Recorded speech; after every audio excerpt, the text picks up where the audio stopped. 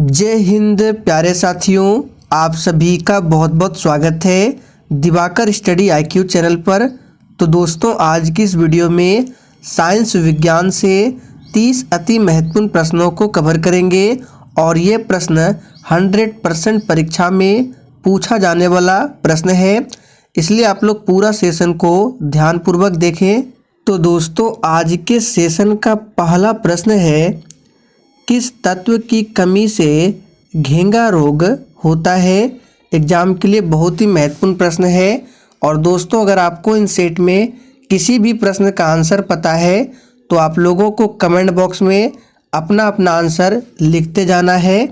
तो पहले प्रश्न का आंसर है आयोडीन।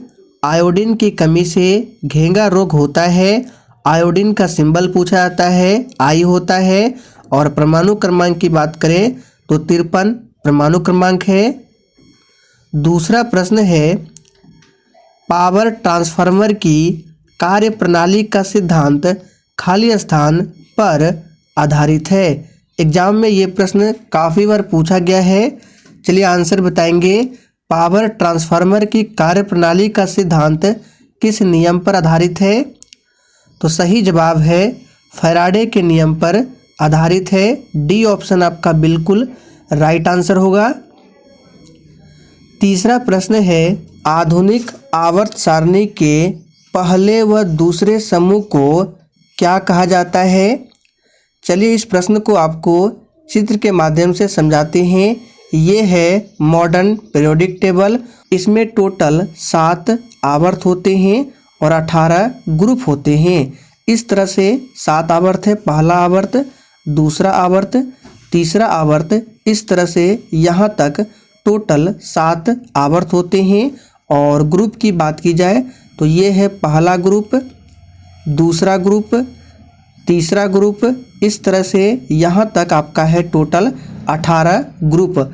और प्रश्न में पूछा गया है कि आधुनिक आवर्त सारणी के पहला और दूसरा ग्रुप, यानी कि ये जो 2 ग्रुप है इसको किस ब्लॉक में रखा गया है?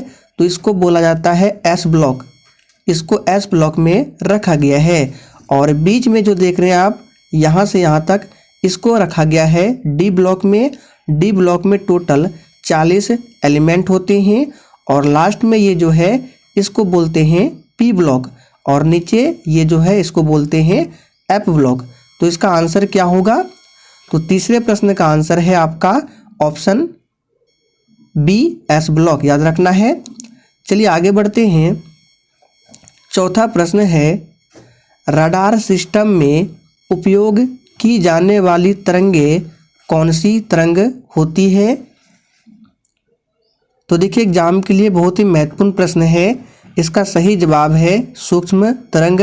रडार सिस्टम में उपयोग की जाने वाली तरंगे जो होती है वो सूक्ष्म तरंगे होती है। पांचवा प्रश्न है, मानव शरीर में पाचन का अधिकांश भाग किस अंग में संपन्न होता है? एग्जाम में बार बार रिपीट होता है, बहुत ही महत्वपूर्ण प्रश्न है, इसको ध्यान रखना है। तो देखिए इसका सही जवाब है छोटी आंत में संपन्न होता है। छठा प्रश्न है, लार में कौन सा एंजाइम पाया जाता है? तो छठे प्रश्न का आंसर है टाइलिन। लार में टाइलिन नाम का एंजाइम पाया जाता है। सातवां प्रश्न है, मानव शरीर की सबसे लंबी हड्डी कौन सी है? कतई जहर प्रश्न है। ये भी प्रश्न एग्जाम में बार बार रिपीट होते रहता है। तो ध्यान दीजिए, मानव शरीर की सबसे लंबी हड्डी की बात करें तो ये है फीमर, जो कि जांघ में पाई जाती है। और मानव शरीर की सबसे छोटी हड्डी की बात करें तो ये है स्टेपिस, जो कान की हड्डी होती है। कान में टोटल 6 हड्डी होती है, ध्यान रखना है। आठवां प्रश्न है, लार किसके पाचन में सहायक होती है? बिल्कुल 1 नंबर का प्रश्न है। तो 8वें प्रश्न का आंसर है बी ऑप्शन, स्टार्च। लार स्टार्च के पाचन में सहायक होती है। अगला प्रश्न है, मनुष्य के जीवन काल में कितने ऐसे दांत होते हैं जो 2 बार विकसित होते हैं? तो सही आंसर है 20 दांत ऐसे होते हैं जो मनुष्य के जीवन काल में 2 बार विकसित होते हैं। नेक्स्ट क्वेश्चन है, मानव शरीर का रक्त बैंक कहलाता है? देखिए यहाँ पे एक वर्ड है रक्त, तो पूछा जाता है रक्त का पीएच मान कितना होता है? 7.4 रक्त का पीएच मान है और ये क्षारीय प्रकृति का होता है। तो इस प्रश्न का सही जवाब है ए ऑप्शन प्लीहा। नेक्स्ट क्वेश्चन, मानव शरीर में लाल रक्त कण यानी कि आरबीसी का निर्माण कहाँ होता है? तो देखिए आरबीसी की बात करें तो इसका निर्माण मानव शरीर में अस्थि मज्जा में होता है। आरबीसी का जीवन काल पूछा जाता है तो 120 दिनों का होता है। नेक्स्ट क्वेश्चन, रक्त में पाई जाने वाली धातु कौन सी है? और दोस्तों अगर आपको ये सेशन थोड़ा भी पसंद आ रहा है तो सभी लोग सेशन को दिल से लाइक करेंगे और इस सेशन को अधिक से अधिक अपने सभी दोस्तों के साथ शेयर जरूर करेंगे। तो 12वें प्रश्न का आंसर है सी ऑप्शन लोहा। रक्त में पाई जाने वाली धातु लोहा है और लोहा की कमी से कौन सी बीमारी होती है? तो एनीमिया बीमारी होती है, ध्यान रखना है। नेक्स्ट क्वेश्चन है, पेस मेकर का संबंध किससे है? एग्जाम के लिए काफ़ी ज़्यादा महत्वपूर्ण प्रश्न है, ध्यान रखें। पेस मेकर का संबंध किससे है? तो अगर आपने डी ऑप्शन दिया है तो बिल्कुल सही जवाब है, हृदय से संबंधित है। नेक्स्ट क्वेश्चन, प्रोटीन का पाचन कहाँ से प्रारंभ होता है? तो इसका सही जवाब है डी ऑप्शन उदर। प्रोटीन का पाचन उदर से प्रारंभ होता है।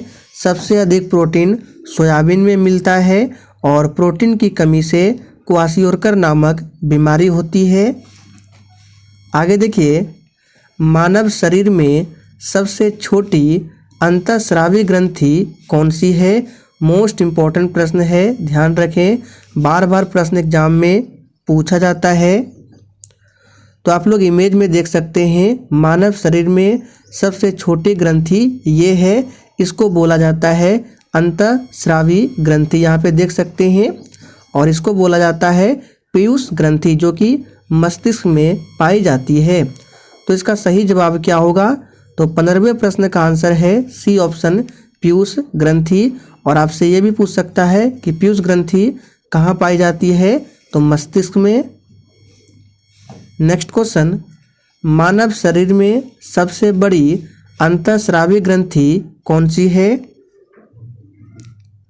तो 16वें प्रश्न का आंसर है थायराइड। मानव शरीर में सबसे बड़ी अंतःस्रावी ग्रंथि है थायराइड, जो कि गले में पाई जाती है। अगला प्रश्न है, मानव शरीर की किस ग्रंथि को मास्टर ग्रंथि कहा जाता है? तो 17वें प्रश्न का आंसर है सी ऑप्शन पीयूष ग्रंथि को मास्टर ग्रंथि कहा जाता है। 18वां प्रश्न है, पदार्थ का परमाणु सिद्धांत किस वैज्ञानिक ने दिया था? तो 18वें प्रश्न का आंसर है ए ऑप्शन डाल्टन ने दिया था। ये है एटम, और एटम के नाभिक में प्रोटॉन और न्यूट्रॉन पाए जाते हैं। प्रोटॉन पर प्लस चार्ज होता है, न्यूट्रॉन उदासीन होता है और नाभिक के चारों ओर इलेक्ट्रॉन चक्कर लगाते हैं और इलेक्ट्रॉन पर माइनस चार्ज होता है। नेक्स्ट क्वेश्चन, निम्नलिखित में से आंसू गैस का घटक कौन सा है? एग्जाम के लिए बहुत ही ज़्यादा महत्वपूर्ण है। टीयर गैस इसका फॉर्मूला भी पूछा जाता है, तो CCl3NO2। तो इसको भी ध्यान रखना है, एग्जाम में कभी कभी पूछा जाता है। तो आंसू गैस का घटक कौन सा है? तो सही जवाब है क्लोरोपिक्रिन। और दोस्तों अगर आप लोग वीकली करंट अफेयर्स की क्लास को करना चाहते हैं तो आपको इसी चैनल पर प्रत्येक संडे वीकली करंट अफेयर्स का क्लास भी मिलेगा। आगे देखिए, अग्निशामक वस्त्र किससे बनाए जाते हैं? तो 20वें प्रश्न का आंसर है बी ऑप्शन, एस्बेस्टॉस से अग्निशामक वस्त्र बनाए जाते हैं। नेक्स्ट क्वेश्चन, फ्यूज तार किससे बनती है? तो आप लोग यहाँ इमेज में देख सकते हैं, ये है फ्यूज वायर, और ये जो वायर है किससे बनती है? तो याद कर लीजिए, टीन और शीशे की मिश्र धातु से फ्यूज वायर बनती है। अगला प्रश्न है जो कि एग्जाम में काफ़ी बार पूछा गया है, दूध क्या है?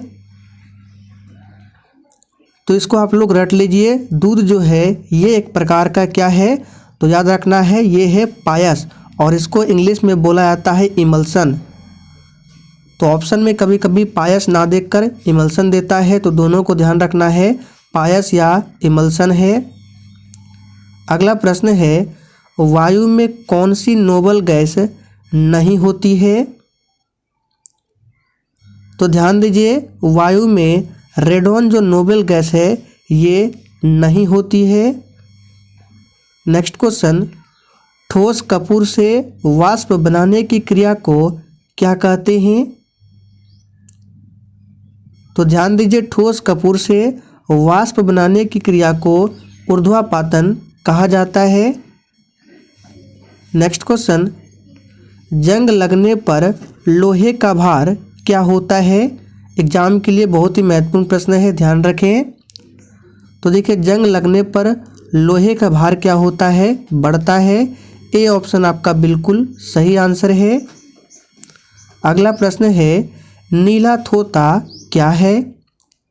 तो आप लोग इमेज में देख सकते हैं, ये नीला थोता है, और कॉपर सल्फेट को ही नीला थोता कहा जाता है। नेक्स्ट क्वेश्चन, निम्न में से कौन सामान्य ताप पर द्रव है? सही आंसर है ऑप्शन बी, पारा। पारा जो है सामान्य ताप पर भी द्रव अवस्था में मिलता है। अगला प्रश्न, न्यूट्रॉन की खोज किसने की थी? सही आंसर है ए ऑप्शन, चैडविक ने न्यूट्रॉन की खोज की थी। इलेक्ट्रॉन की खोज जे थॉमसन ने, प्रोटॉन की खोज रदरफोर्ड या गोल्डस्टीन।